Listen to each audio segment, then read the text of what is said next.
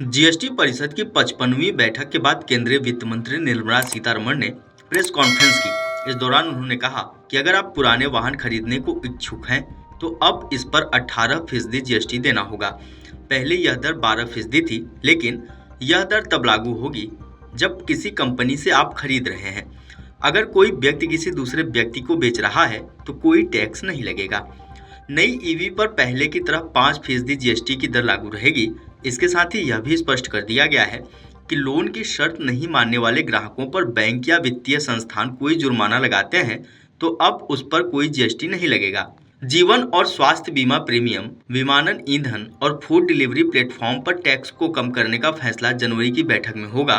वस्तु एवं सेवा कर यानी जीएसटी परिषद की शनिवार को जैसलमेर में 55वीं बैठक के बाद पॉपकॉर्न को लेकर वित्त मंत्री निर्मला सीतारमण ने बड़ी बात कही। सुनिए उन्होंने क्या कुछ कहा।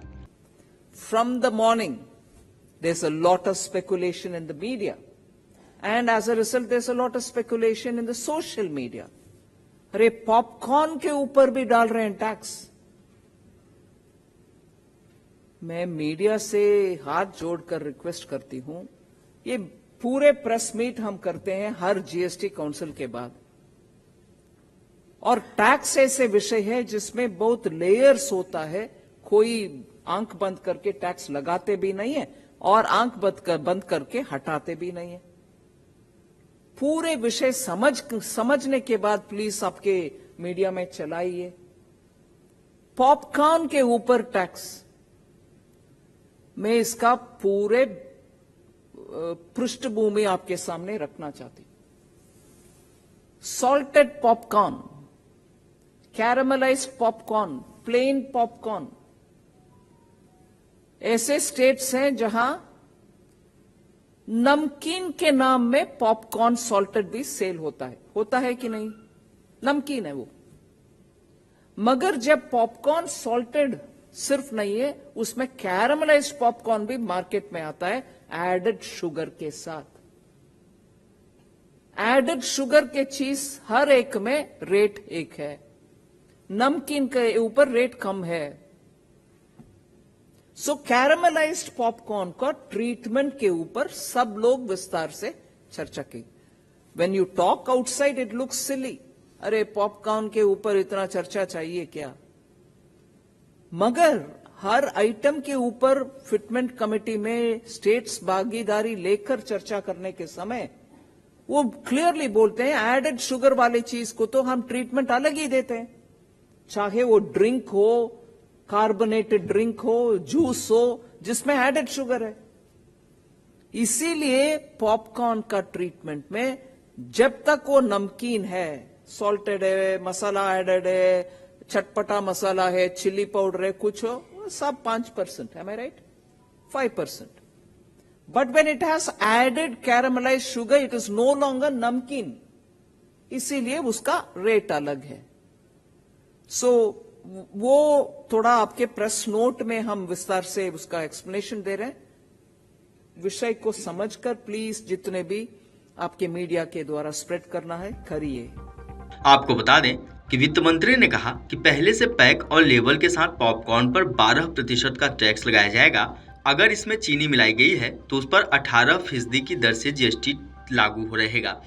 इसकी कीमतों पर जीएसटी अलग से सर्कुलर जारी करेगी। पॉपकॉर्न पर 3 तरह से अब टैक्स लगेगा।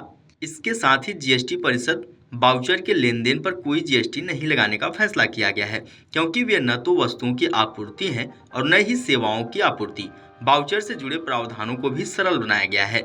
वित्त मंत्री निर्मला सीतारमण ने कहा, पौष्टिक चावल यानी फोर्टिफाइड राइस पर जीएसटी दर को घटाकर 5% कर दिया गया है। देश से बाहर माल भेजने वाले सप्लायर्स के लिए मुआवजा उपकर की दर को कम किया गया है। यह इसलिए जिससे कि निर्यातक की वर्किंग कैपिटल को बढ़ाया जा सके।